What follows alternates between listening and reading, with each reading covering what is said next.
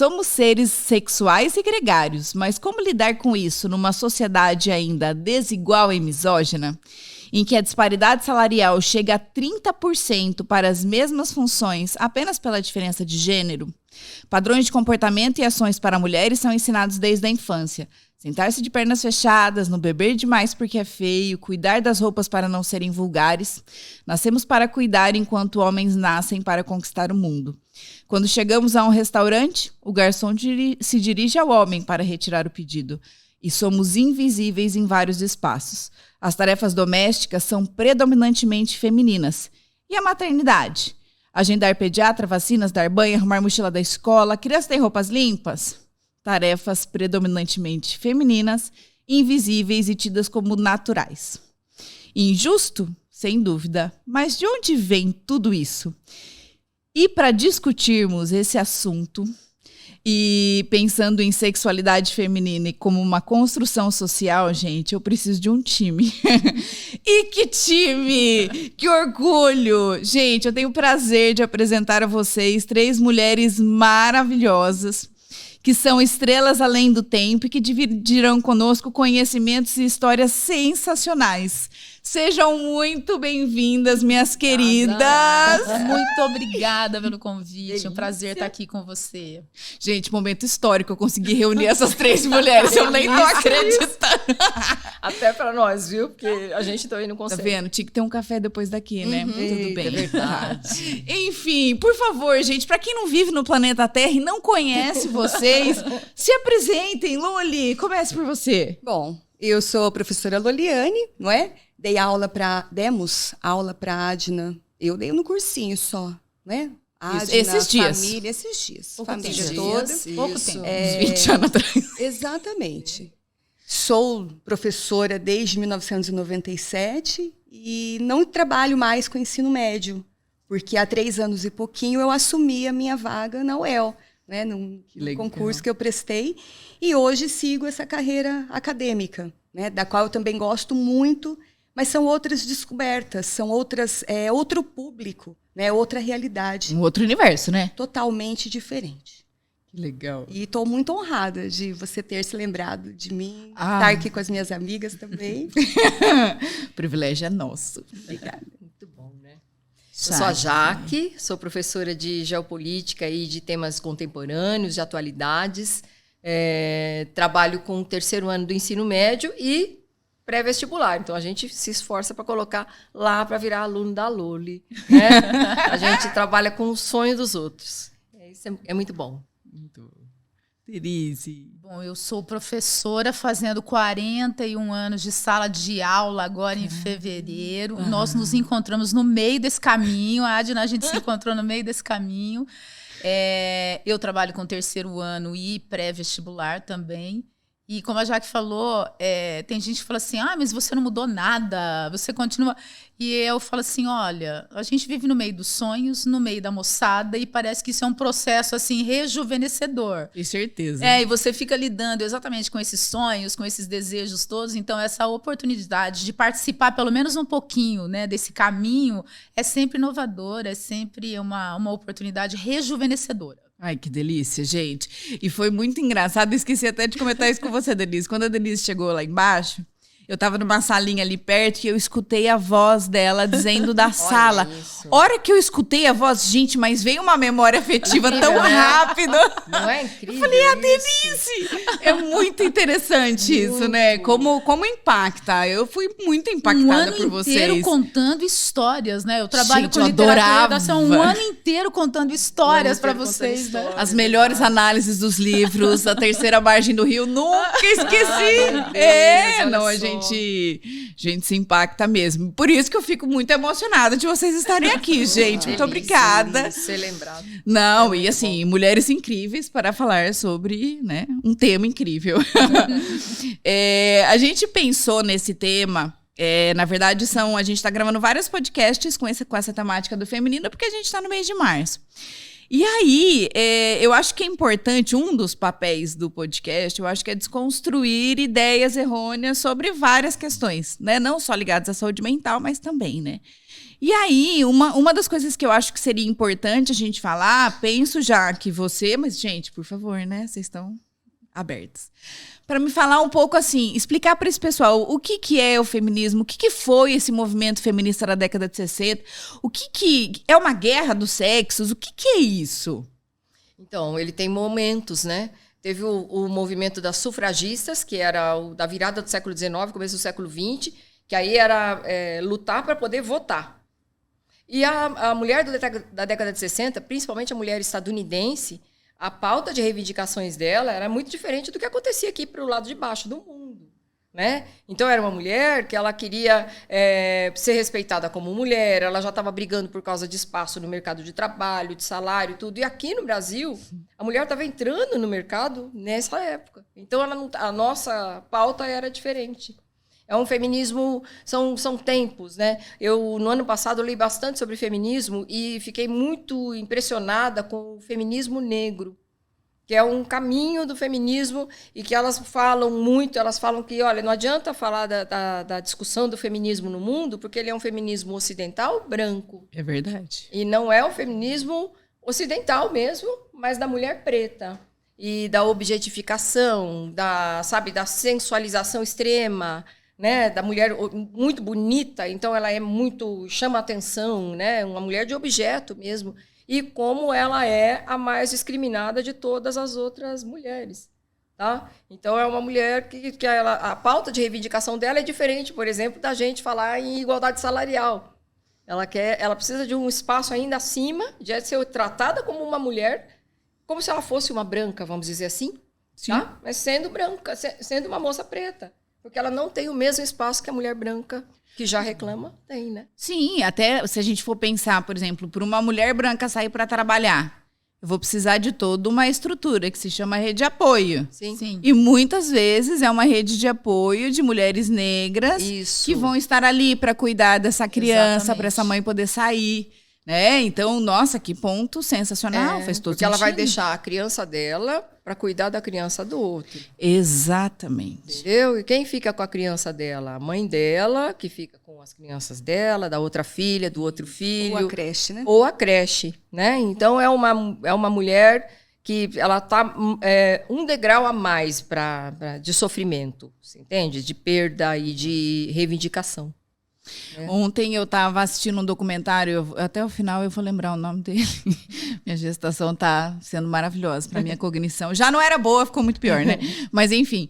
E ela disse que ela saiu do Brasil por ser uma mulher negra. Ela falou, eu não aguentava mais ser vista como um pedaço de carne. Esse olhar, e que é um olhar que, se a gente, mulher branca, já sentiu esse olhar e é extremamente desconcertante, imagina para ela. Ela falou assim, eu não aguentava mais e eu mudei de país, né? Olha que coisa triste a gente ter que vivenciar isso em pleno 2023, Poxa, né? É incrível, né? Incrível. Exato. E uma coisa, assim, o que vocês pensam a respeito do movimento feminista, assim? Porque muitas pessoas entendem o feminismo como...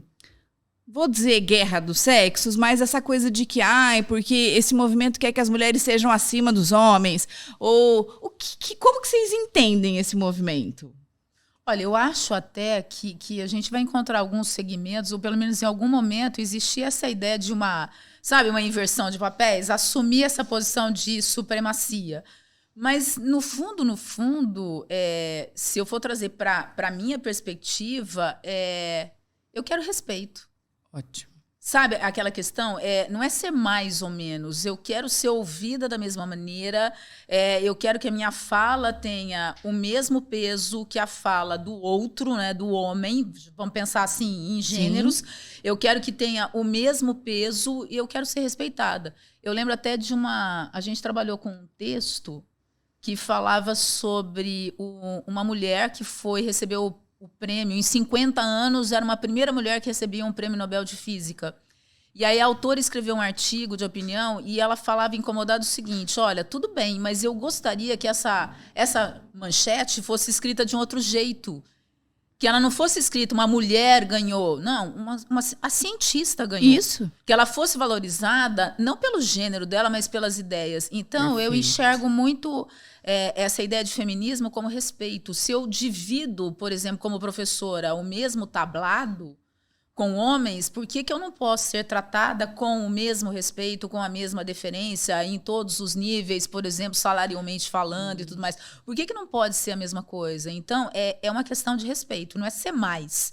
Eu não quero ser mais do que ninguém, sabe? Eu quero ser respeitada.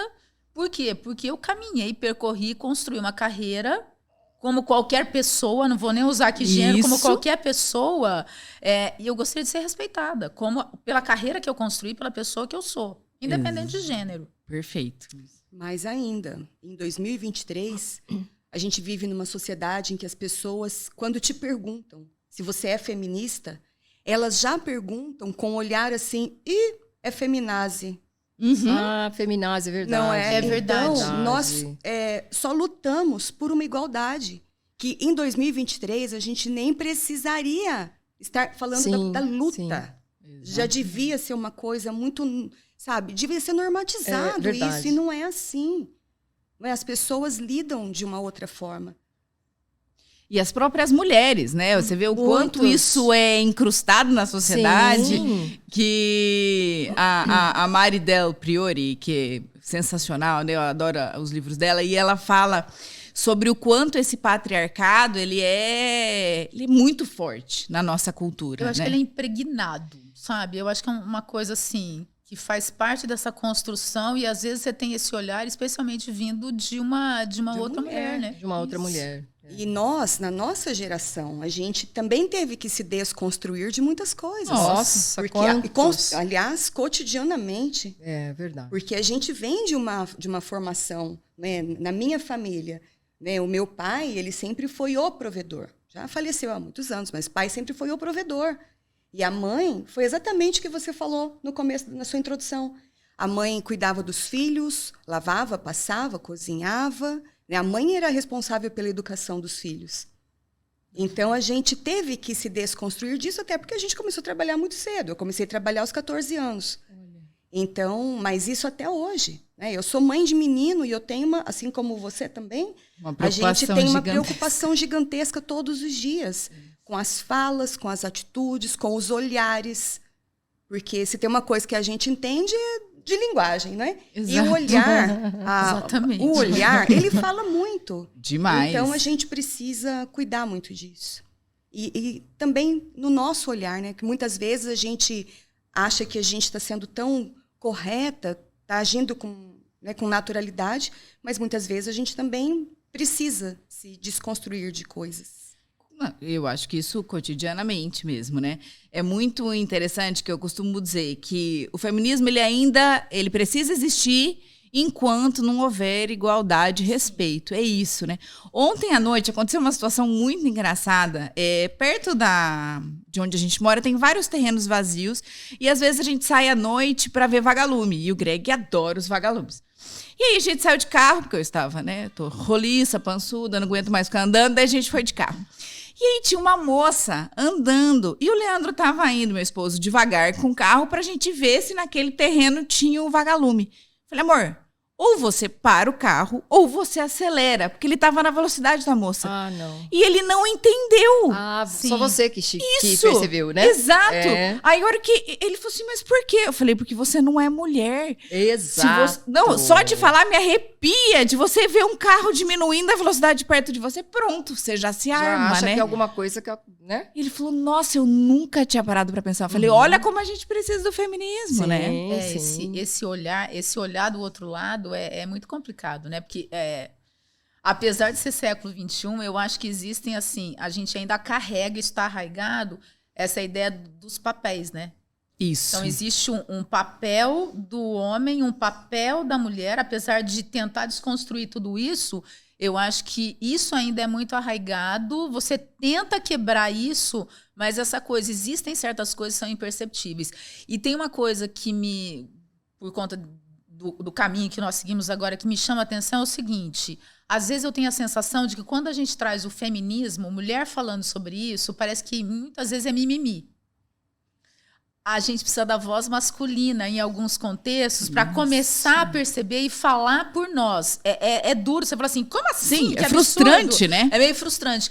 Mas você precisa dessa voz masculina olhando para essa situação e falando assim, ó, isso está errado, a gente não pode compactuar com isso. Exatamente. Precisa dessa fala para talvez fazer esse outro lado, esse universo masculino, para ir pensar, opa, é imperceptível, parece que eu não estou fazendo nada de errado, mas estou, né? Exato. Para Mas a gente perceber. precisa lutar para nós sermos a voz de autoridade. Também, precisamos, é autoridade. claro. Sim, nós vamos chegar lá. É claro. Estamos chegando. Eu acho também já mudou muito. Já mudou muito, melhorou muito já. Tem um documentário da GNT, não sei se vocês já assistiram, chama O Futuro é Feminino. E são 3 repórteres mulheres que vão em 3 países diferentes, desde o país que é com a Finlândia, que é considerado o melhor país para uma mulher se viver, assim, que, nossa, assisti e falei, tô arrumando as malas, tô indo embora pra lá. Partiu. Partiu, meu Finlândia. filho tem que estudar nesse lugar. E o Brasil, né, que é um meio termo, mas muito ruim, e aí alguns países mais islâmicos que, enfim, elas sofreram, inclusive, quase violência enquanto gravavam o documentário. Isso me fez pensar muito nisso, assim, porque hoje no Brasil, eu acho que, lógico, a gente ainda andamos muito, estamos evoluindo, mas falta muito, né? O quanto para a gente só de pensar, de ter que ter uma pauta sobre isso, né? Quando a gente Dia das Mulheres, o quanto se fala sobre igualdade salarial e quanto se fala sobre dar flores bombons. É verdade. É bem isso mesmo. Verdade. Eu falo assim, não é isso que a gente precisa. A gente precisa ter voz, né? De voz, né? é De reconhecimento. É muito. A gente está muito longe mesmo, sabe? Nós estamos muito longe. Mas eu também enxergo que o Brasil é um país intermediário. Então, o tipo de reivindicação que a gente tem, ela fica. Eu concordo com a Denise. Eu acho que ela precisa de uma voz masculina e de uma referência de respeito, sabe? Tipo um Obama, né? Meu crush Obama. O crush da Jaque. É meu eterno crush. Eu falo, é o tudo que Obama. eu penso assim do homem ideal, eu falo, nossa, tem o Obama, né? Existe. Eles existem. E do mesmo jeito que, naturalmente, o seu marido não tinha percebido que ele estava fazendo aquilo, e você precisou falar, e aí ele notou. Isso. Mas é possível que ele faça isso mais 100 vezes e você tenha que falar. Né? Muito do que acontece. Então, por que a gente não tem a mesma, vamos dizer, o mesmo tratamento? Por exemplo, precisa de mulher na política. As mulheres são candidatas e as mulheres elas são muito politizadas, atuam muito, mas elas não são eleitas. Isso. Então, quem é que está ali discutindo lei? São homens. E eu não acho que é por má vontade dele. Sinceramente, tudo bem que eu sou um pouco poliânica, né, Loli? Eu sei. Segurei aqui. Na hora eu já olhei pra Loli e a Loli assim. Né? Loli já.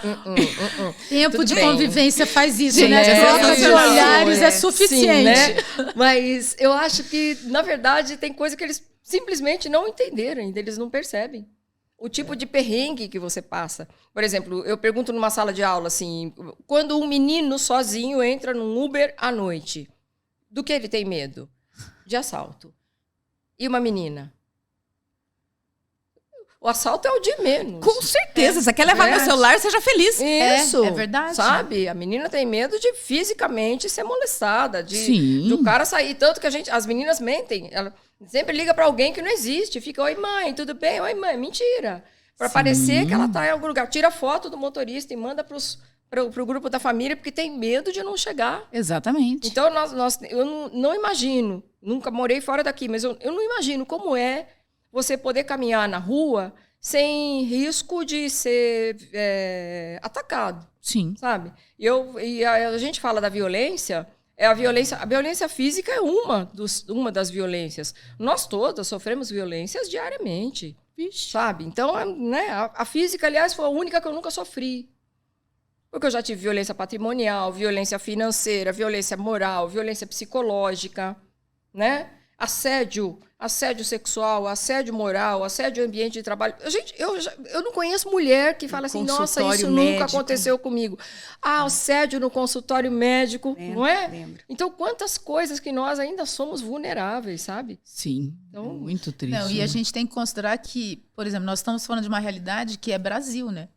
Sim. Que é exatamente uma situação intermediária, porque quando você vai considerar outros países mais radicais, que a gente pode colocar alinhados ali no conservadorismo e tudo mais, imagina, não vai ter voz, né? Nem para manifestar, nem para denunciar isso. Imagina, você não tem nem exposição do corpo, quanto menos da voz, né? Isso, nossa, nem o corpo nem a voz, Muito triste, né? E quando você fala, Jaque, da questão da violência, eu concordo, assim. Eu vejo, por exemplo, no ambiente de trabalho. Eu vou puxar para o ambiente de trabalho, porque eu acho que nós temos ainda, óbvio, né? Em toda sociedade temos machismo, e no ambiente de trabalho isso não vai ser diferente. É uma mini sociedade que está sendo replicada, claro, né? Opa. Então, como que é essa experiência para vocês? Porque eu penso assim, por exemplo, eu vejo na medicina, né? O quanto não sei a porcentagem, mas obviamente muito mais do que 50% dos meus docentes foram homens, né? Então as mulheres na medicina, elas têm espaço? Tem. Para pediatria, a maior parte são mulheres. Por quê? Porque tem a ver com cuidado, né? As mulheres na cirurgia, as mulheres na ortopedia, tem uma residente mulher. Né? Você não vê. Por quê, né? Por quê? Porque é um ambiente predominantemente masculino. Por uma questão histórica, não que seja por uma questão de merecimento, né? Então, assim, o quanto isso é forte e o quanto, por exemplo, no ambiente de trabalho, a gente não consegue muitas vezes expressar até o que pensa, né? Sim. Que é interrompida, ou alguém vem explicar coisas óbvias pra você, aí você fala, gente, eu tenho cara do quê? De besta, né? É verdade. Então, assim, como que é pra vocês o ambiente de trabalho? Bom, hoje a minha realidade é outra, né? Você comentou, você disse que a gente ia falar sobre isso, e aí eu fui investigar no meu departamento, até comentei com a Denise, porque a vida toda, em sala de aula, no médio, né, elas vão falar sobre isso, mas a predominância é masculina. E hoje eu sou do departamento de letras da UEL, da área de língua portuguesa, eu trabalho com a linguística. No departamento, nós somos 32 mulheres para 16 homens. E no departamento de letras, né? Tudo tem a ver com o curso, mas somos muitas mulheres. E ali, talvez por ser o departamento de letras, na universidade, nós temos a mesma voz. Olha que privilégio. É verdade, é um privilégio. Entendeu? E o que uma mulher fala, né? A gente tem reuniões de departamento sempre, enfim, a voz de uma professora, ela é tão ouvida quanto a voz de um professor. Olha que sensacional. Isso, essa realidade eu estou experimentando essa realidade há um pouquinho menos de 4 anos. Confesso que isso também me chocou em algumas vezes, porque eu não estava acostumada, não estava, né, habituada a isso. Verdade. Nós sempre fomos a minoria. Isso. Sempre ganhamos menos do que os homens. E hoje eu estou no lugar que o meu salário é o mesmo salário de um amigo, de um colega de trabalho. Isso. Sim. É o privilégio do setor público, né? Porque no setor privado não seria, amiga. Sim, mesmo sendo no curso superior. Gente, se verdade. fosse no setor privado, ele não seria. Não, é muito diferente. A remuneração é muito diferente. E você vê pelo padrão de vida. Não é porque você trabalha junto. Então nós passamos décadas juntos, né? Então você vai percebendo, por exemplo, o que fulano consegue construir e o que eu consigo construir. Com a mesma carga horária, com a mesma função. Isso, dividindo aquele mesmo tablado. Isso. Então, é muito incômodo, né? Mas eu também vi uma mudança também no cenário de escola. Eu peguei uma época, Denise, que também vai lembrar disso aí. A Loli, acho que não. Loli chegou um pouquinho depois. Mas eu peguei uma época que o tipo de piada na sala dos professores, na hora do intervalo... exatamente disso. Você não tinha como ficar lá. Não dava. O nível era assim, entre o taco e o carpete. Era isso, eles se orgulhavam de falar, esse aqui é o mundo animal, esse aqui é o mundo animal. Então, quem que era? A gente era presa. E aí a gente ficava quietinha ali, com a cara na apostila, escutando as besteiras mais besteirosas do planeta. Você não ouviu e não entendeu. Né? Olhando para o horizonte, cata a mochila, vai para a aula e pronto. Gente. Porque era demais. Aí... a sociedade começou a mudar. Então, aquela brincadeira que antes ele fazia na sala também, Hoje ninguém aceita mais. Isso. Então, ele foi se disciplinando e devagarzinho isso aconteceu também na sala dos professores. Melhorou o muito. ambiente mudou, porque era assim, era aquele lugar em que a piada mais grosseira, mais vulgar, que é claro que envolvia a figura feminina, você estar ali ou não fazia diferença. Nossa. Ela ia ser dita ali. Então, ou você fazia a cara de desentendida. Ou você sai de perto. Ou sai de perto, porque a sua presença aqui não vai mudar em nada. E a gente era, em geral, a única mulher naquele intervalo masculino, né?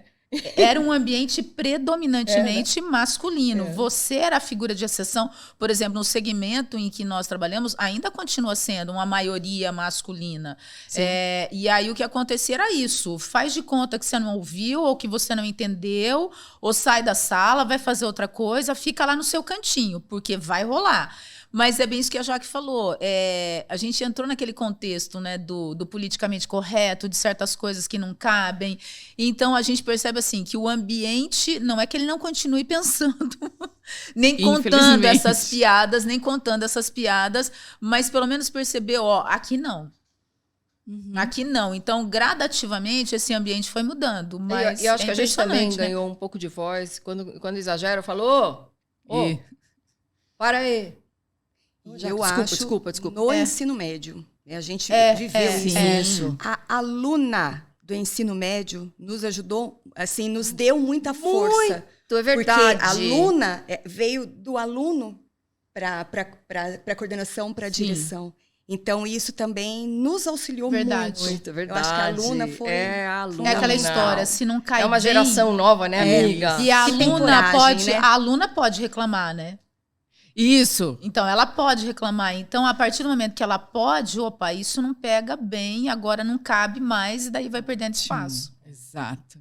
Mas é uma menina, a menina mudou muito, né? Eu tenho muito orgulho dessa menina. Nossa, como eu gosto de ver aquela menina barraqueira, que risca a faca no chão. Fala, o que é? Eu acho um luxo. Me dá uma inveja. É verdade. Sabe? Aquela menina que vai pra cima. Eu falo, o que é que você tá falando aí? Isso, não entendi essa piada. Ai, gente, massa. Tem graça pra você? E na hora ela já pega o celular e fala, pra mim. Tem graça pra você? Acabou. Altamente documentadas, porque o celular virou isso. uma tremenda de uma ferramenta, né? Uma arma. Eu tenho memória de muitas alunas que eu falo assim, putz, eu queria ter sido essa menina. Nossa, eu também, amiga. Dá uma invejinha. Eu falo, puxa, olha, 17 anos, que menina sacudida. Essa potência. Isso. Mas você vê como a educação ela é fundamental, porque se você começa a ensinar desde pequeno a essa menina que ela é a mesma, ela pode conquistar as mesmas coisas que o menino pode, ela pode dizer as mesmas coisas, que ela não vai ser educada, de que ela tem que pensar na roupa que ela tem que vestir, no que ela tem que dizer para não parecer grosseira. Isso. Gente, isso é maravilhoso, é libertador, porque não foi, essa também não foi a educação que eu tive. Não foi a que pelo você contrário, teve, né? Porque Salomé foi da minha geração. Exatamente. Então, quem Salomé criou? Gente que vai ser coordenadinha, fechadinha, Gente, nós fomos assim, né? Professor vai reproduzir o modelo, professor, você baixa a cabeça, porque o seu professor tem razão. Isso, autoridade. Sempre foi assim. Então, você não contesta. E agora você vê uma menina que... E é uma menina que ela tá convivendo com o menino também mudou. Sim, isso é muito legal. Eu acho muito bonito isso. Eu acho que esse menino que vem convivendo com essa menina, ele não se coloca como maior que ela. Não se incomoda com esse comportamento. Isso, Então, por isso que eu acredito, eu tenho muita esperança mesmo. Eu acredito que é uma questão de tempo e de morrendo, né? As pessoas têm que ir morrendo, literalmente, fisicamente. As ideias têm que morrer, As ideias têm. Então, conforme vai morrendo, vai melhorando. Entendeu? Porque eu vejo assim, na sala de aula, eles estão de igual para igual, Adna. Olha que legal, gente. Não é um menino que fala assim, não sei o quê. Não, ele nem fala, porque ele não se sente diferente. Olha que Ele é criado por uma mãe que também, que nem você falou, da preocupação da criação do Daniel. É esse tipo de mãe hoje, que já passou algumas dificuldades que são muito injustas, né? Lógico. Muita opressão, né? E aí essa mãe, ela fala assim, olha, você respeita essa menina, olha, você fale isso, olha, você é teu colega, é igual a você, e pronto. Então ele também se posiciona normal. Né? Então, acho que é só uma questão de Não, ir morrendo, é mudança, viu, né? Adna? Vai acontecer, é uma questão melhorar. de tempo. Eu acho que vai mudar sim. Ai, gente, que mude para cada vez melhor. Eu favor. me sinto preparando um bolo lindo, maravilhoso, mas que eu não vou comer. Eu não vou comer, não vai dar tempo. Mas, sabe, o seu filho vai comer, Tomara. entendeu? Os meus sobrinhos netos vão comer, as meninas vão desfrutar, os meninos vão desfrutar. Eu não vou, mas eu estou fazendo ele. Então, todo dia... Todo dia vamos falar, sempre que tem Todo oportunidade, dia. vamos falar do Isso. assunto. Vamos Não conversar tem sobre mais isso. também aquele aluno que preferia a explicação do professor do que da professora, né? Olha isso. Tá normal. É verdade. Sim. Ele respeita. Por exemplo, uma professora com a nossa idade, ainda na sala de aula de cursinho. Que 20 anos atrás não estaria.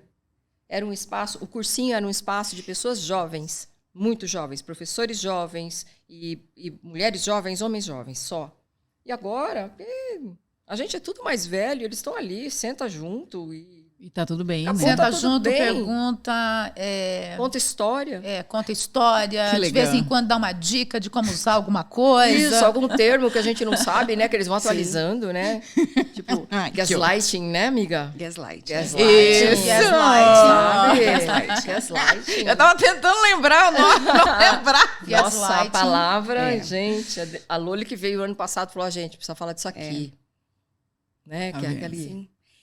É uma situação que eu já passei em muitas circunstâncias da minha vida, mas que só hoje eu sei que naquele momento eu sofri, sabe? E aquilo tinha um nome que eu não sabia dar, que até então eu tinha que ser calada e toca a vida, porque você tem que trabalhar, você tem filho, não é? E são situações que eu acho que a gente precisa fazer quem está no nosso entorno acordar. Inclusive... na minha casa, né, eu tenho irmã, eu tenho sobrinha. A minha irmã, eu tenho certeza de que vai dar essa condução para minha sobrinha, para o meu sobrinho, mas tem algumas situações que eu também preciso de uma outra forma, diferente da forma como a gente pode falar, mas com a minha mãe eu também tenho que, né, mostrar algumas ocasiões para ela em que o que ela pode agir, até que ela não tem limite, que ela pode fazer, lógico, dentro de alguns filtros, né? Sim. Mas que ela não precisa se esconder. Mas você sabe que eu acho muito interessante a história do dar nome, né? A partir do momento que você dá o nome, você denomina aquilo, a pessoa começa a entender. Então, muitas vezes, eu fico pensando assim, de depoimentos, você acaba ouvindo e fala assim, eu nem imaginava que aquilo era assédio. verdade. Então, quando você traz o nome, quando você denomina aquilo, daí a pessoa começa, opa, é isso? Eu vivi, eu experimentei isso. Então, eu acho muito interessante. E aí eu vou dar uma puxada pro lado da Por literatura. favor, eu ia pro lado da fazer isso. literatura. Quando você falou da temática e pensar nas mulheres na literatura, eu fui lá atrás e fiquei pensando assim, no Machado de Assis, tudo bem, que é um olhar masculino criando personagens, mas ele cria mulheres que não são mais, quando você pensa na Capitu, quando você pensa na Virgília do Memórias Póstumas ou na Sofia do Quincas Borba, elas não são... Virgília. Nossa, que estranho, né? Feio, né?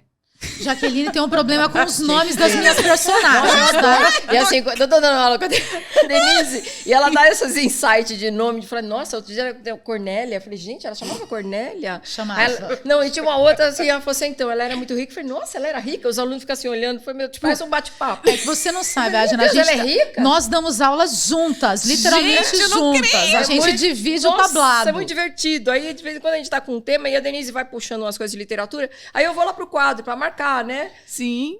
Na esperança que eles também anotem, né, gente? Ela vai dando a dica, Aí ela vai anota, contando gente. alguma coisa, aí, tipo, Virgília. Eu falei, Virgília? Nossa, gente, a pessoa chama Virgília. Aí ela faz aquelas caras, os alunos se divertem e guardam a Guarda o citação. nome, uma estratégia. Cornélia. Mas eu acho muito interessante, porque o Machado de Assis é realismo, né? Então, ele quebra aquela figura da mulher angelical para ser protegida. Essa mulher toma iniciativas. Capitu, no mínimo, suspeitíssima, mas Isso. parece que manipula Bentinho e tal. E elas vêm com uma força. Então, eu acho muito interessante pensar naquela mulher. Mas é o olhar do Machado de Assis para essa mulher. E aí eu vou pensando, eu acabei fazendo um link, eu fui lá pro modernismo e alguém que me encanta muito é Clarice Lispector. Maravilhosa. Então, quando eu penso na Clarice, nas personagens, nas Na minha figuras cabeça femininas... só veio a sobrancelha dela, amiga. Olha como a gente é diferente, né? Nossa. Até uma sobrancelha que é um risco, não é, amiga? Bem estranho. Estava altamente na moda. Isso. Aquele risco marcante, assim. Maravilhosa, Cara de gente. brava ela tem. Austera. É isso, austera. Meio austera. bruxa, né? Porque tinha aquele lado todo misterioso dela. E aí, quando eu olho para as figuras femininas da Clarice, eu enxergo alguém tomando consciência e começando a questionar papéis. E eu acho muito interessante. A gente poderia falar de muitas outras autoras, mas quando eu olho para Clarice, eu enxergo e eu consigo enxergar assim uma projeção dos dilemas que eram dela. Ah, sem dúvida. Porque você pensa assim, ela é uma autora, ela aparece na última fase do modernismo, então é a década de 1940, geração de 45. Então você imagina essa mulher, por exemplo, indo para uma faculdade de direito. Pensa nisso. Abusada, né? Uma faculdade de direito. É você pensar que a gente está falando da primeira metade do século XX. Escuta, a educação feminina, pensando na realidade brasileira, não dá para pensar em sufragista, nem nada. Era alguém que era educada para o lar, para o casamento. Sim. Você pode até... Eu costumo brincar e falar assim, o estudar, o poder estudar um pouco mais, muitas vezes era permissão paterna para você fazer isso, mas era enquanto você espera o casamento. Porque Isso. depois que você casar, a sua vida fica do portão para dentro. Você vai cuidar da casa, do equilíbrio daquele lar. E ela começa a trazer nas personagens alguém que começa a questionar papéis. Não é romper. Isso. Ela coloca as personagens, as histórias dela muitas vezes não tem final, porque elas colocam a personagem naquele momento que a gente chama de epifania, uma tomada de consciência. Mas o que eu faço com o que eu descobri? Sabe, eu olhei para minha história e eu descobri que eu me anulei, que eu não sei mais quem eu sou e para onde que eu vou. E aí eu costumo até brincar com os alunos, falar assim, gente, DR, discutir relação naquela época, esqueça, ia ser ruído. Como é que ela ia falar? Marido, dá um tempo que eu preciso me encontrar, eu preciso descobrir quem eu sou. E o marido não ia conseguir entender isso. Falou assim, mas escuta, a gente reformou a casa, eu vou comprar o fogão novo que você quer. A conversa ia ser mais ou menos nesse nível, porque se você tem esse marido provedor, a sua vida em ordem, alguém que cuida de você, que garante a estabilidade da sua casa, você é um ser feminino, uma mulher plenamente realizada. Se é esposa e se é mãe, sua vida está resolvida. O que mais que ela quer, né? O pai entregava a filha para o marido, então a partir dali era o marido que ia Exatamente. Cuidar daquela vida, Tutelar. dono daquela vida, a tutela. Né? Não, e era assim, por exemplo, se ela entra numa crise de identidade, projetando a situação, ela vai discutir isso com o marido, eu vou dizer até que se ela fosse bater na casa dos pais para falar com a mãe ia falar assim, ia deixar a porta fechada, assim, filho, o seu lugar lá é com o seu marido, o seu assunto é com o seu marido, você não tem esse espaço. Então eu olho para Clarice e eu enxergo assim, esse olhar problematizando, entendeu? Começando a enxergar, opa, eu não sou só esse papel. Isso. Eu não sou esse estereótipo, eu sou mais do que isso. E aí eu gosto muito de pensar na Adélia Prado, que já aparece ali na década de 80, né, lançando, já adulta. Tudo tão bonito, né? E ela lançando, eu acho muito legal quando ela vem com aquele Com Licença Poética, que é o poema de abertura do livro dela, do primeiro livro que ela publica, e ela fala dessa classe ainda envergonhada, entendeu? Mas que vai abrindo caminho. Ela vai abrindo caminho, ela vai pedindo licença e vai chegando e se colocando ali e lidando com os diversos papéis. Então, se eu tenho uma Clarice que tem que lidar com esse momento do impacto de eu não sei mais quem eu sou, eu virei um papel, mas eu não sei quem eu sou, quais são as coisas que me fazem feliz ou não, porque eu estou projetando isso no meu papel, é aquela história, você é feliz? Se as crianças estiverem bem, se meu marido estiver feliz, eu sou. O que você faz no seu tempo livre? Não tenho tempo livre, porque eu tenho que cuidar dessa casa e preparar coisas e tudo mais. Então, você é feliz projetada na felicidade dos outros. E aí, quando você chega na Adélia, é um olhar assim, eu tenho outros papéis, eu posso tudo que eu quiser. É desafio, né? Porque Lógico. década de 1980, imagina, ainda é desafio. Ainda hoje é, né? Isso. Ainda hoje é. Então, é assim, não, mas eu vou abrindo meu espaço, né? Eu ainda acredito no casamento, mas não quer dizer que, né? Ora sim, ora não, eu creio em parto sem dor. Tá? Ela traz isso, mas eu tenho possibilidades, muitas possibilidades. Então é interessante perceber. Essas duas autoras, elas falam muito para mim, não só porque são autoras, mas por esses dois momentos, sabe? É um momento de tomar consciência, um momento epifânico, que é um momento meio complicado, né? Desconfortável. Isso. Tomar consciência, você não sabe quem você é. Mas é libertador. Então. Eu acho ela fenomenal e, bem, adorava, né, ler e escutar a Denise contando. E eu acho que sempre me marcou na Clarice Lispector a questão da tomada de consciência, né? E você vê, lá atrás, né, acho que eu nem imaginava que eu ia querer psiquiatria, né? Pensava nisso, mas hoje eu vejo o quanto isso é fundamental, né? A tomada de consciência, independente de para onde você vá depois disso, por isso que eu acho importante trazer a problemática, né? Quando a gente fala de discutir sobre, é ótimo, a gente não precisa, então a partir disso eu vou ter que largar tudo, sair correndo, desistir desse casamento porque eu casei com um cara super machista. Não. Mas eu posso refletir e pensar que estratégias eu posso tomar daqui para frente. Como é que vamos lidar com isso, né? Exatamente. E, por exemplo, quando você pensa em Clarice, era uma época que não tem, fica aí, toma conta das crianças que eu vou me encontrar e depois a gente conversa. Não tinha DR, né? Pensar em discutir relação, não tinha assim? Esse espaço, você né? Não tinha, era ruído, né? Não ia rolar comunicação porque o outro nem ia entender. Então, era assim, é um momento desconfortável. Eu costumo sempre dizer o seguinte, Clarice, nas suas histórias, ela criava um momento de desconforto. Sabe, a personagem ficava numa situação de desconforto e eu enxergo muito ali no texto, sabe, uma projeção da própria Clarice, sabe, da mulher daquela época. Como é que eu lido com tudo isso e eu não posso virar a mesa, né? Isso. Olha o peso que era, imagina, uma descasada, desquitada. Isso era um palavrão. É o estigma, né? O estigma. Era.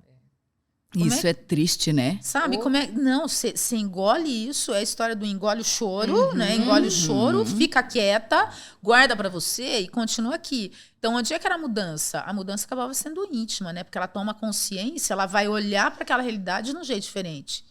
E aí vamos pensar como é que a gente lida com isso, né? Não, e por isso que eu falo, eu acho sensacional o papel da literatura nisso, porque a partir do momento que você lê, isso gera desconforto em você.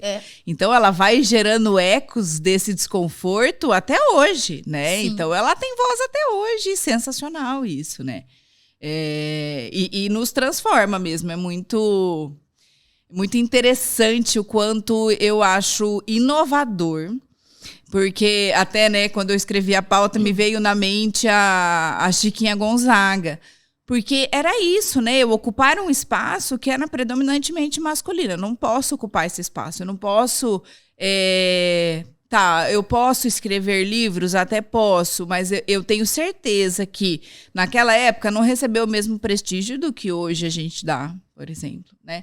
E por isso que eu acho que as mulheres... Eu chamei vocês de estrelas além do tempo, porque é isso, né? Então, assim, são mulheres que passaram por tudo isso e continuam lutando, né? Tem o filme, né? Que, na verdade, a tradução é Estrelas Além do Tempo. A tradução é lindo, né? É surreal, assim. De uma mulher, a conquista de uma mulher negra. Isso. Isso é mais numa mais área de ciência, né? Uma área de ciência, exatamente. Que predominantemente masculina, ainda né? né? Ainda é, né? Então, é muito interessante. E puxando para esse lado, vou puxar a sardinha pro seu lado, Loli. Porque, assim, eu entendo muito a literatura como uma função social, sim, tá? Não só, por exemplo, você agora na área acadêmica, né? E o quanto você, como professora acadêmica, também trabalha isso, modificando pessoas. Não que, né, as pessoas às vezes acham que, nossa, professor, ele transforma, né? Ele traz, né? Não, eu acho que ele abre, no papel do educador é fazer pensar. O que você vai fazer com isso é a escolha sua, né? Eu acho que você tem essa função, mas como que você enxerga a literatura também como uma função social? Bom, enquanto eu trabalhei com a produção de texto, enquanto eu fui professora de redação, a literatura ela sempre ocupou um espaço nos meus textos de apoio. Porque seja para falar da fome, que a gente sempre tentava puxar Graciliano, seja para falar da mulher. Desde o meu tempo de aluna na UEL, eu sempre me encantei muito por Carolina Maria de Jesus. E a primeira obra que eu li da Carolina foi Diário de Bitita, que foi assim fantástico para mim. E depois, como aluna, que eu fui conhecer Quarto de Despejo. E aconteceu uma coisa esse ano assim que foi muito legal. Meu filho, ele está fazendo o terceirão. Então, a tia Denise... Meu Deus, já? Já. Meu Deus. Tem 16. Sim. 16. Tá. Desculpa. E aí, eu falei que eu gostaria de ler novamente alguns livros, porque eu não sou professora de literatura. Eu trabalho com argumentação na linguística, né? Na linguística textual. E aí, eu comprei alguns livros e falei, eu vou reler Carolina. E foi um outro olhar para reler, para depois debater com ele e tudo mais. E é muito diferente, porque eu acho que a literatura nos faz revisitar coisas que ficam esquecidas. E toda vez que eu penso uma proposta de redação como texto de apoio, eu penso, sim, em algum texto da atualidade, a literatura. Porque ela vai, sabe, para mim, a literatura tem essa função de fazer refletir, Claro. de se emancipar de algumas coisas. E, novamente, sabe, de olhar para as vulnerabilidades. Eu acho que a literatura tem, lógico, existem determinados contextos que não, mas, para mim, a literatura sempre foi isso. Mesmo, eu nunca entrei numa sala de aula para dar aula de literatura, nunca foi a minha pegada. Mas sempre usar a literatura, sabe, como um papel, um caminho para fazer refletir, para fazer pensar. Porque é bem isso, a gente não está ali para transformar esse aluno, não é isso. Mas os caminhos que a gente está escolhendo para oferecer numa sala de aula, eu falo para os meus alunos porque eu dou aula para futuros professores, professoras e professores. Então, eu lido com eles, eu sempre peço para eles. Eu trabalho com os anos finais do curso de letras, terceiros e quartos anos. Então, eu falo, como vocês se imaginam em sala de aula trabalhando esse conteúdo? Porque o nosso papel é fazer esse aluno pensar. E vocês serão professoras e professores daqui a muito pouco tempo. A gente vai ser colega de trabalho. Então, sabe, sempre esse caminho. E você falou da literatura, né? A Denise comentando. Eu disse que eu nunca dei aula de literatura. Mas muitas vezes no ensino médio, e até para o meu filho eu fiz isso, José de Alencar, né? A Iracema. Que os alunos sempre reclamavam da Iracema, que é um livro extremamente descritivo e tudo mais, e que eu só fui entender Iracema na faculdade. E aí, no final do livro, é que a gente consegue entender que Iracema, anagramado, é América, e quem era aquela indígena, e aquele amor... Então, eu acho que a literatura precisa, a gente pode dar um start, um despertar. Eu entendo dessa forma. E eu concordo 100% com você. E aí eu vou jogar uma problemática que eu enxergo. Hoje nós temos uma geração que lê muito menos, né? É uma geração que, até, por exemplo, vou dizer da minha realidade, chega no consultório muitos vestibulandos com a queixa de desatenção. Isso não é uma desatenção.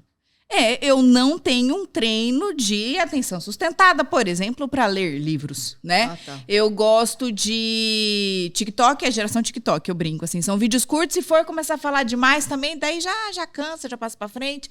Então, assim, como que eu consigo trabalhar numa geração que tem essa dificuldade, se na minha época... Era engraçado, né? Eu acho que eu era meio nerd para algumas coisas, mas, por exemplo, a gente pesquisava resumo, né? E eu odiava o resumo porque entregava o final. Eu adorava ficar na expectativa, tipo, para onde o livro está indo, entendeu? Li o resumo depois que eu lesse o livro, aí tudo bem. Mas você vê que isso... A gente está desaprendendo a ler. Como que eu posso fazer isso, por exemplo, com meu filho, né? Que tem uma biblioteca já para não ter risco de não gostar de ler. O Daniel é filho de mãe professora e meu esposo foi professor também. Então, desde pequenininho mesmo, livrinho de banho, né? A gente sempre teve a biblioteca, que o Daniel chamava biblioteca. Ai, que bonitinho. E ele foi muito leitor até os 12, 13 anos.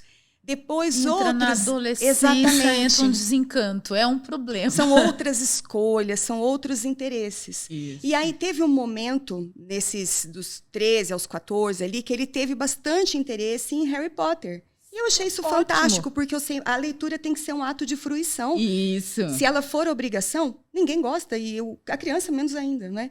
Então, ele sempre foi, e eu sempre motivei isso, né? Hoje, lá no ano passado, a Denise sabe disso, a Jaque também, assim, ó, essa é a relação da UEL.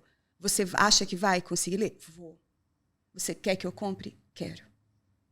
Então, tá indo, né? Oh. Nesse momento, é outra etapa. Ele sabe que a Isso. leitura vai ser uma obrigação para que ele tenha um resultado satisfatório no curso que ele pretende. Ele precisa, não, a gente está falando de uma geração que precisa exatamente enxergar o seguinte, ó, isso tem um objetivo para eu alcançar, então esse é o caminho. Mas eu já passei por experiências, claro que você não vai conseguir isso 100%, mas eu já passei por experiências muito agradáveis de encontrar aluno que falou assim, olha, você falou que eu precisava ler, eu fui obrigado a ler, mas você sabe que eu estou gostando? Ai, que demais. E aí ele se encontrou numa lista obrigatória para um vestibular que ele queria muito fazer, ele queria muito passar na FUVEST, e ele se encontrou naquela lista e falou assim, nossa, mas esse livro aqui é interessante e tudo mais, e começando a conversar, e aí pegou o outro para ler e tudo mais. Então, acontece, né? Não quer dizer que você vai conseguir isso plenamente com todo mundo, mas é muito interessante. E assim, né? Eu até comentei com a tia Denise, porque é a da literatura, né? Ele começou a ler, ele leu Cartas Chilenas e depois ele leu Fernando Pessoa. E aí um dia eu não aguentava mais, agora, em janeiro, lavando louça, o Daniel o tempo inteiro falando Fernando Pessoa na minha cabeça. Eu já estava irritada com isso, né? E a gente viaja muito, eu gosto muito de viajar com ele, foi a nossa fuga desde sempre, né? E eu levei, ele foi para Portugal, ele conheceu um café que o Fernando Pessoa frequentava. E, logicamente, como turistona, tirei uma foto. Ele falava assim, mãe, eu não acredito que aquele carinha que você tirou a foto escrevia essas coisas, mãe. Mãe, ele usava droga, né? Aí eu dei um esculacho nele. Eu falei, Daniel, não fala isso. Aí depois eu falei, Dani, ele usava OP, né? Ai, eu logo vi. Coisinha básica. Então, agora, falando, né, fora a sala de aula, mas olhando, eu falo assim, quando eu vejo que ele faz essas reflexões, eu fico assim, com o coração muito quentinho. Tenho certeza. Porque eu falo assim, putz, ele tá enxergando. Vai ver, né? Claro. Isso, e que seja assim na vida, né? Episódios que acontecem na mídia, por exemplo, de assédio, tem uma situação aí que a mídia está falando muito e tal. Então, eu também já aproveito, que as meninas me conhecem, eu sou ranheta. Eu acho então, que mas essas oportunidades têm que ser aproveitadas. Eu já aproveito. Essa semana passada eu falei assim, ó, aprende, eu sei que você sabe, mas não custa reforçar. Não é não. Ótimo. Se a menina estiver com um pouquinho alcoolizada, se ela disser sim, é não, Daniel. Perfeito. Então, se controla. Ai, que bom, né? Que bom, né? E eu acho que assim, quando você aproveita as circunstâncias que circulam, porque é diferente de teorizar, né? De ficar naquele sermão, não pode, tarará, isso não pode, na hora que isso não pode. acontece, você vai pegar o gancho, né? Agora, quando você está diante de alguma coisa circulando por aí na mídia e você aproveita a oportunidade, isso fica mais concreto. E aí é aquele olhar de respeito, né? O olhar do menino enxergando, opa, nessa situação aqui você tem alguém que está vulnerável. Ponto. Respeite. Exato. E não colocar para os nossos, né, sobrinhos, afilhados, né, parentes, tenha respeito com os mais velhos. Não. Tenha respeito com todos, independentemente da idade. Se ele tem 16, ele vai respeitar a irmãzinha da amiguinha, tem 6, tem 5. É complicado, é difícil, mas é um necessário. Exercício, né? É um exercício. Mas eu acho que vai melhorando. Não, e a gente tem que melhorar, né? Claro. Como sociedade, eu falo, gente, senão é muito frustrante quando você ainda brincou, né? Eu não vou comer esse bolo, mas eu falo, gente, tomara que Gregório consiga ter uma realidade diferente, ele né? Vai. E eu acho que é isso, assim, é gradual. E toda mudança ela vai gerar algum tipo de angústia. mexe com questões culturais muito fortes, né? Mas a gente precisa problematizar, eu acho que é exatamente isso. E uma coisa que eu tava pensando, vindo pra cá, acabei nem colocando na pauta, mas... pensando de coisas que a gente... Porque eu fiquei com essa história do vagalume ontem, porque isso pra mim foi muito forte, assim, né? Que tipo de... Eu acho que a sociedade, assim, ela não tá preparada também para uma sociedade não machista, né? Então eu penso assim, por exemplo, como o meu chefe, eu sendo homem, eu chego pro meu chefe e falo, olha, eu não venho à tarde porque eu tenho reunião da escola. O primeiro raciocínio que esse chefe vai ter, mas essa criança não tem mãe? Isso. Não é automático a mãe ir à reunião? Então, assim... Não é a mãe que leva para vacinar? Isso. Não é a mãe que leva no posto de saúde porque ele estava com o nariz entupido a noite inteira? É isso. Então, nós estamos prontos para um homem que vai fazer isso? Isso, percebe? Nós mesmos, como mulheres, assim, a gente está pronto? É uma desconstrução. Homem, né? É desconstruir e construir um outro, né? É muito complicado, sabe? Claro. Né? E vocês já pensaram, assim, em situações que vocês tiveram que abrir mão, sei lá, por conta de casamento, por conta de maternidade? Olha, eu gostaria muito de ter feito tal coisa, não fiz. Não sei, assim, vem alguma coisa na cabeça? Por ser mulher? Por ser mulher. Sim. Eu tenho várias. Eu acho que a que mais me arrependo é de não ter ido embora do Brasil. Eu não fui porque eu era mulher. Verdade, já. Juro. Se eu fosse homem, meu Deus, eu estava nos Estados Unidos já fazendo aniversários lá. Olha Na década de 80, quando eu fiquei moça e esse país empaçocado. E não é que eu tinha essa informação, mas eu tinha uma sensação.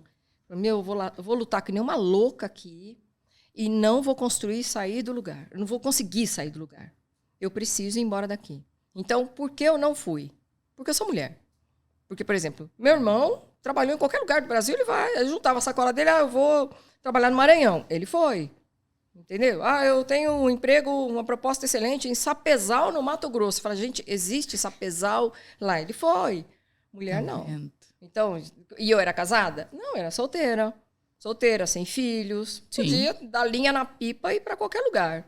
Mas eu já deixei. Tem um peso social isso, né? Muito. Gosto muito de viajar sozinha. Adoro viajar sozinha, sabe? Então, adoro, assim, catar a minha bolsa e ir. Ai, que delícia. Ai, como é gostoso. Mas tem uma limitação. Por exemplo, de noite só saio se for dentro do shopping.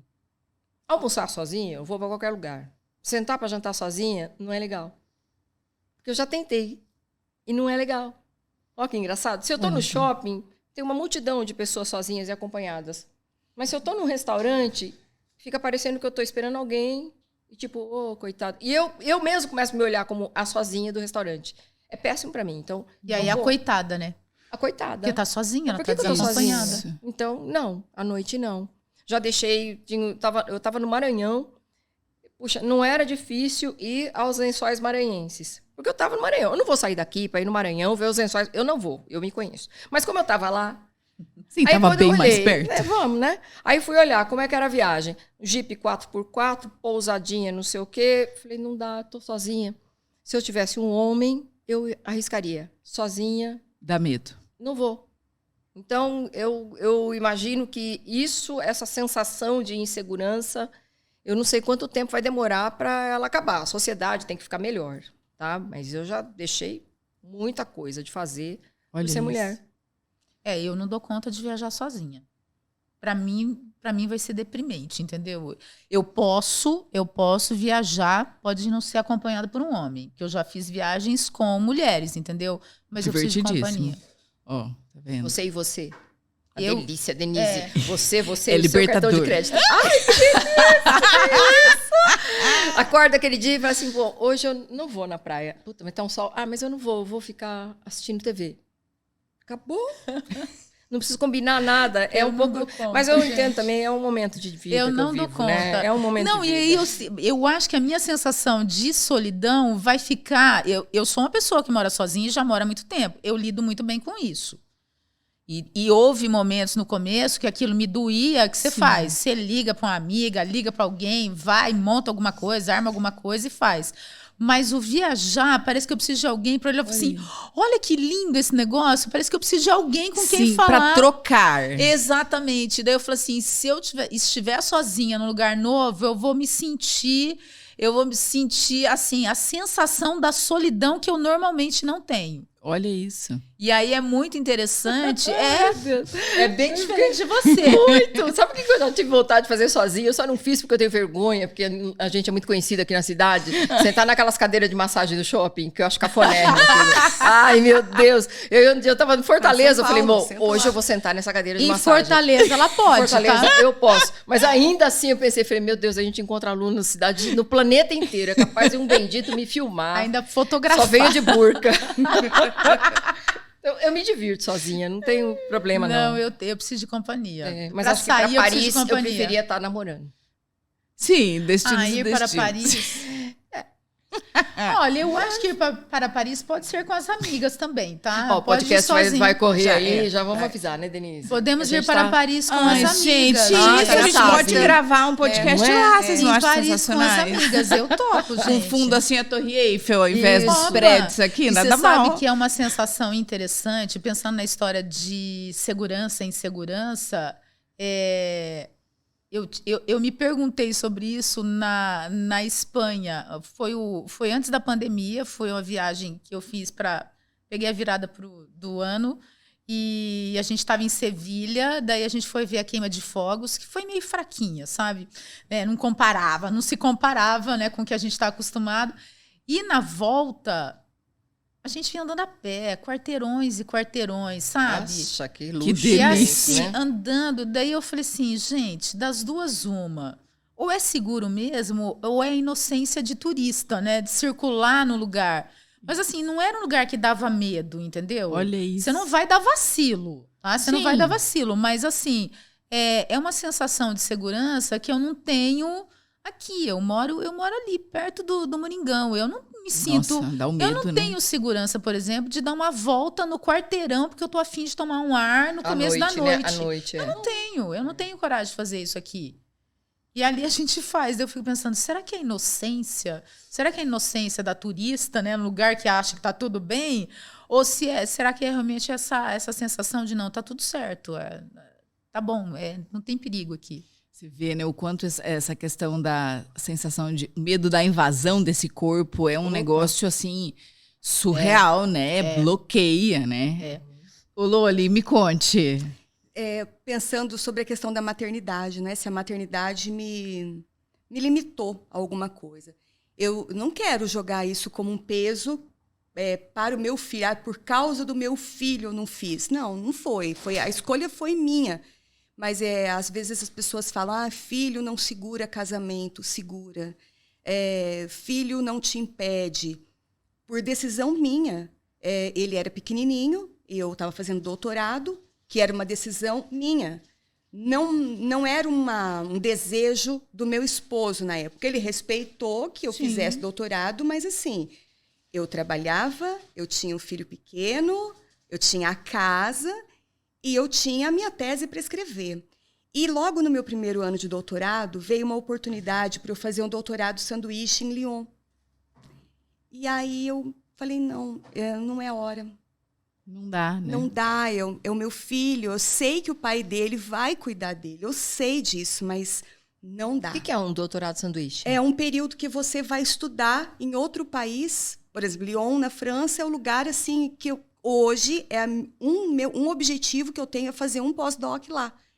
Não é para suprir o que eu perdi lá em 2012. Não deixei de fazer em 2012. Mas é um período que você sai e vai produzir a tua tese num outro país. Então, houve esse convite. É por conta da condição de aprovação, tudo, né? Mas aí eu declinei disso. Na época me doeu. Puxa, eu falei, eu fico assim, que legal que veio para mim esse convite. Que veio a oportunidade, né? Que veio mas a oportunidade. Tudo bem, eu nunca quis fazer disso um sofrimento por causa do Daniel. E hoje ele sabe que se eu tiver a oportunidade... E ele ainda fala, eu vou também, né, mãe? Você vai me levar junto, só para garantir. Imagina, já está com o necessaire pronto. Então, eu falo que, olha, se eu tiver a oportunidade, eu vou, quero ver o que foi isso. Mas naquela ocasião, não cabia na minha vida. Não cabia. Eu acho que assim, essas circunstâncias, você acaba naturalmente fazendo escolhas e não necessariamente pesando a ponto de você lamentar. Eu não sei se do outro lado teria toda essa reflexão, teria toda essa reflexão, entendeu? Não teria. Eu vou. Fui. Isso. Tô indo. Tô respondendo. Não teria. Não.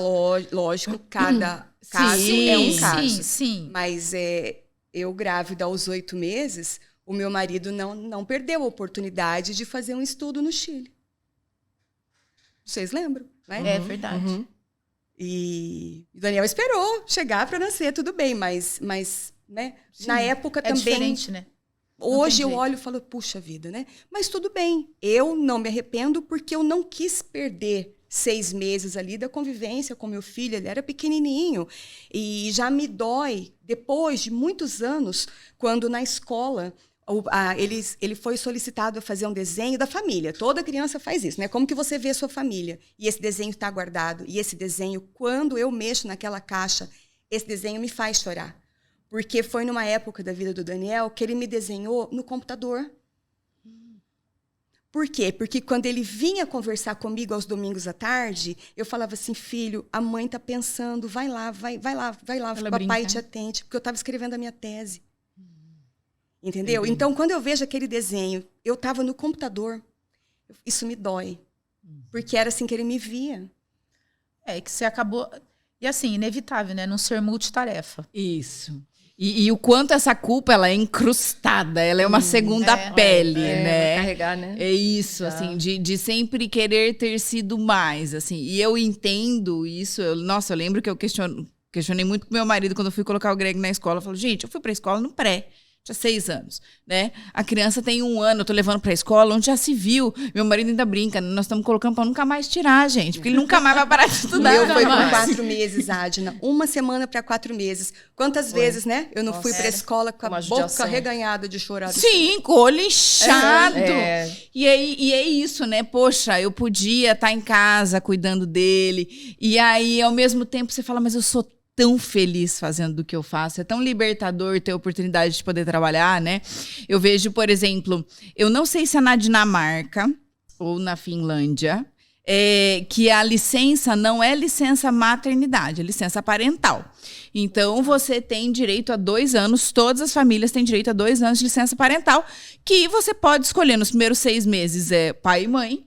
E aí, os outros 1 ano e meio, você pode escolher para quem tem a maior renda, por exemplo, preferir voltar para o ambiente de trabalho e o outro que fica até os 2 anos.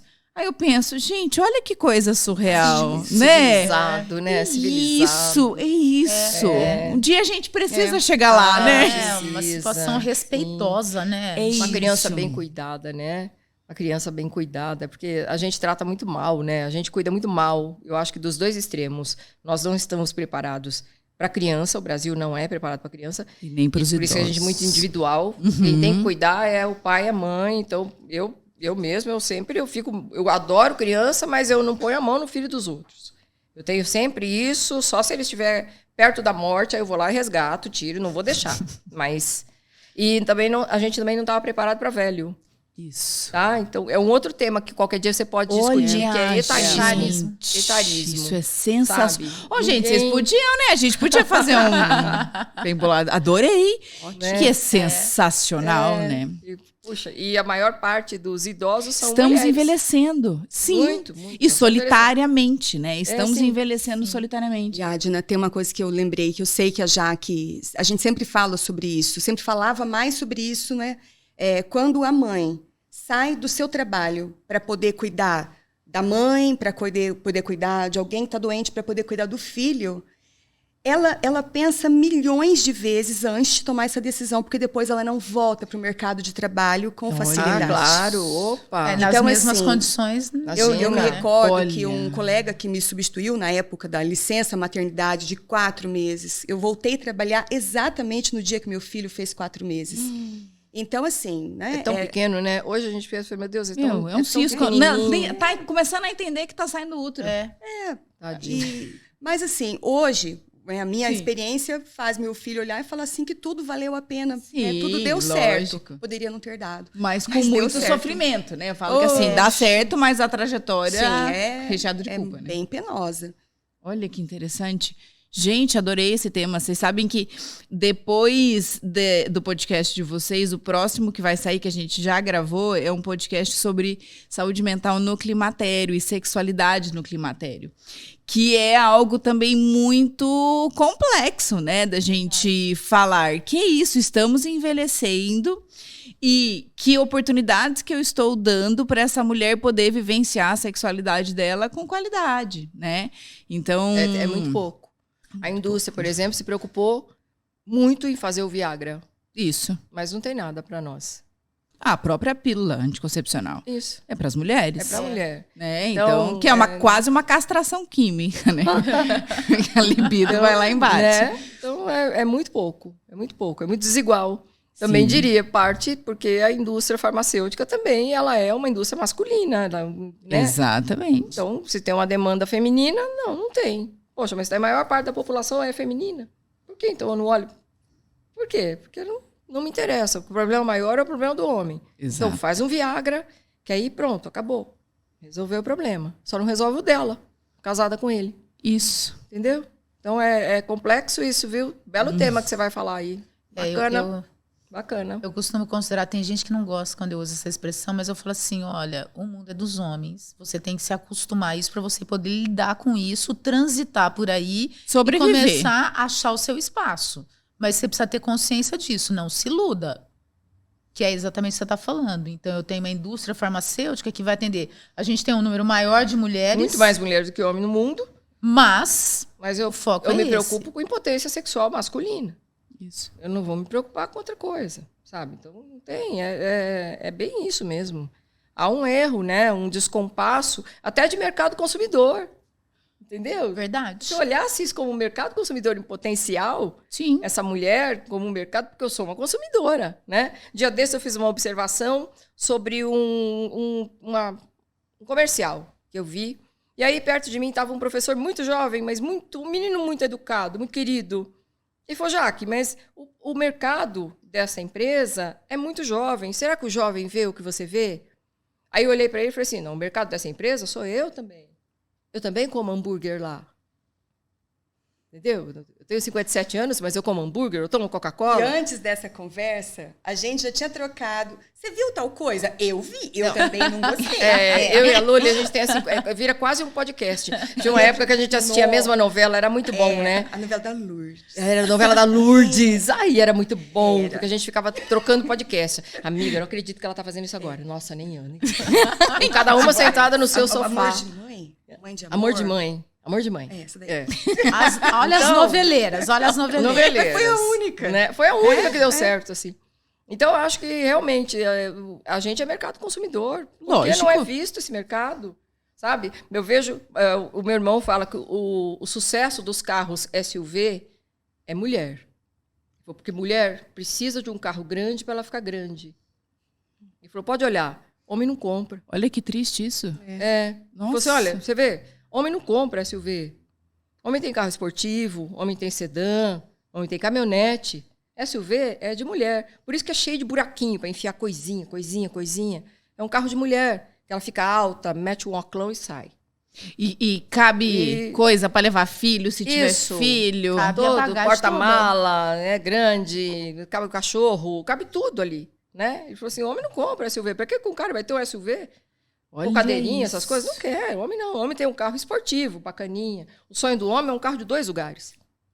Não de 3. É um carro de 2 lugares, conversível, para sair correndo com a mulher do lado. Isso. Eu escuto assim, falo, puta, é verdade mesmo, ele né? Tem razão. Como as mulheres compram SUV, né? E é verdade, você pode olhar. E para você ver, né? Que assim... Fica grande, fica alta, né, amiga? Né? Até eu penso, tava discutindo isso com uma conhecida, na verdade, que eu conheci pelo Instagram, enfim, mas é uma designer de moda, que eu chamei para fazer um podcast sobre a questão da moda, função social, então eu acho muito legal. Que até a moda dita isso. Então, se eu vou para um ambiente, por exemplo, corporativo, de trabalho, um escritório, qual é a roupa social feminina? Que se parece muito com a roupa social masculina. Você vai colocar um Terninho. blazer. Isso. Terninho. E aí, então, isso é ser elegante, né? Pra trazer voz e poder pra voz dessa mulher, que tem tudo a ver com essa história do carro. Cara, nunca tinha parado pra pensar, já quero. Ele falou, SUV, mulher Gente, gosta de SUV. Olha que triste, né? Eu tenho um cunhado que vendia carro, e ele falava que ela chegava, olhava, e aí ela falava assim, eu vou trazer meu marido. Mas o marido não ia escolher o carro. Ele ia lá para resolver o negócio. Pra validar. Ele ia olhar, ver se o carro é bom ou não. Mas que o carro era realmente um carrão grande, alto para ela. Ai, eu adoro um carro alto. Ai, eu não consigo mais dirigir carro baixo. Então é assim, aquela coisa de mulher. Tá vendo? Né? São códigos, né? Coisinhas que você talvez não perceba. Exatamente. Mas está tudo ali. Tá? E o mercado é muito atento a isso, né? Então, E se a gente for pensar em mercado, por exemplo, a hora que você estava falando da questão do envelhecimento do próprio Viagra, me fez pensar, o que o mercado olha muito pro feminino? Para a questão estética. estética. Então, assim, não Pra importa. cobrança. Isso, essa mulher, se ela tem libido, se ela não tem libido, não interessa. O problema dela é isso aí. importante, ela tá bonita Tem que tá bonita. para E que esse seja estar atraente, bonita né? é manter o máximo que você puder a ideia de juventude com os Isso. procedimentos Sim, a ideia que de você tem que juventude. Como fazer. se envelhecimento fosse doença, né? Isso, muito louco. né? É bem essa situação mesmo. Sabe o que eu acho também? Desde muito nova eu tenho que fazer mamografia, né? Muito nova. Então eu faço anualmente. Eu acho o inferno completo. Com O certeza. inferno. E todos os anos Gente, eu é falo uma assim, violência. Gente, por que a mamografia ainda é tão ruim? Uhum. Porque é mulher que faz. Com certeza. Porque se um homem tivesse que passar por uma mamografia, eles iam mover céus e terras científicos e criar um exame menos dolorido, menos desgraçado. É verdade. Não é? Exatamente. É verdade. É porque Quase o homem não ofensivo, faz, né? Se ele fizesse esse exame, ele já... Meu Deus, eu tenho certeza que não tinha durado 10 anos aquele aparelho desgraçado. Ainda a moça que faz sempre o meu exame, ela falou assim, Jaque, mas melhorou muito. Eu falei, melhorou o quê? A qualidade da imagem tá muito boa. Eu falei, mas continua sendo Um exame sofrido. Isso, mecanismo desconfortável. me espremendo. E Isso. eu grudado ali, fazendo cara de normal. E Sem respirar. Isso, sem respirar. Porque não pode respirar. Segura a respiração. Respira. Oh, não é possível. Caramba, né? Se o homem fizesse esse exame, ele já tinha resolvido isso aí, gente. Com certeza. Não tinha mais aquele aparelho. Precisamos de mais mulheres na ciência, Na ciência. gente, na Isso. Mulheres na tecnologia. física, fazendo física, estudando Precisamos. física, né? É isso, Pra poder- gente. Precisamos de mais mulheres como vocês, gente, no mundo. Como você, Adi. Né? Verdade. Você, muito obrigada. Ai, Foi bom não, demais. assim, surreal, né? Eu tinha certeza que ia ser maravilhoso. Eu fico triste porque a gente tem teto pra acabar. Mas tudo bem. Mas olha, eu já deixo o convite de antemão, que eu acho que é algo muito legal da gente discutir, assim. Mas de verdade, eu queria agradecer. Eu acho que vocês, como eu já disse pra Jaque outras vezes também, assim, vocês mudam a trajetória das pessoas, vocês impactam, né? Eu acho que isso não tem preço. É sofrida a vida de professor. Eu acho que vocês, mais ainda por trabalharem num universo predominantemente masculino, enfrentaram muitas coisas e não desistiram, né? Então, Sim. possibilitaram que outras mulheres também seguissem estudando, trabalhando. Então, é meu eterno agradecimento e gratidão por vocês. Ai, é tão E gostoso, obrigada né? por estarem aqui. Muito obrigada. Você é uma Adi. querida sempre, muito competente. Sim. E é muito legal acompanhar você, seu trabalho. A sua Trajetória, né? família, né? É. É muito bacana. É tão Você é muito bonito. especial. Ai, obrigada. bonito. Isso é a coisa que dá certo sentido, ao trabalho da gente, né? Chegar e olhar assim, opa, Olha só. a Dina chegou ali, olha só o caminho, a Aham. carreira. Então, é muito emocionante a gente acompanhando a legal. história de vocês. Aquele tempo que a gente convive, depois o caminho que vocês percorrem. Isso. É uma energia, né? Pra É. gente continuar acreditando Sim, e continuar sim. trabalhando. É isso aí. Não, vai continuem, trazendo- gente. Continuem trazendo por muito força. tempo. Claro, se for o desejo de vocês, né? Não porque a gente tem que trabalhar para pagar boleto, né?